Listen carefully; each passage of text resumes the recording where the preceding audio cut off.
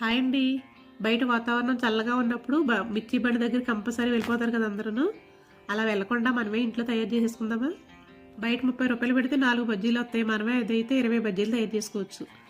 ఒక కప్పు శనగపిండి, ఒక 2 టేబుల్ స్పూన్ బియ్యం పిండి వేసుకుని జల్లించేసుకోవాలి. కొద్దిగా తిని సోడా, వంట సోడా, ఒక అర టీ స్పూన్ ఉప్పు, అర టీ స్పూన్ కారం, టీ స్పూన్ వాము, 2 స్పూన్లు ఆయిల్ వేసేసుకుని కలిపేసుకోవాలి.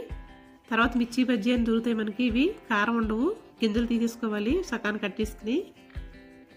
ఎక్కువ కారం ఏమి ఉండవు కానీ పిల్లలు కూడా తింటాక బాగుంటాయి గింజలు తీసేసుకున్నట్లయితే. ఒక గిన్నెలో కొద్దిగా ఉప్పు, కొద్దిగా వాము వేసుకుని చీల్చి పెట్టుకున్నాం కదా మిరపకాయలు పెట్టేసుకోవాలి. ఈ విధంగా స్టఫ్ చేసేసుకుని శనగపిండిలో ముంచుకుని కాగుతున్న ఆయిల్లో వేసేసుకోవాలి. ఆయిల్ మీడియం ఫ్లేమ్లో పెట్టుకోవాలి మంటని.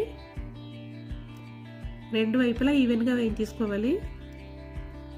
అంతేనండి, బండి మీద లాంటి బజ్జీలు రెడీ. Please subscribe.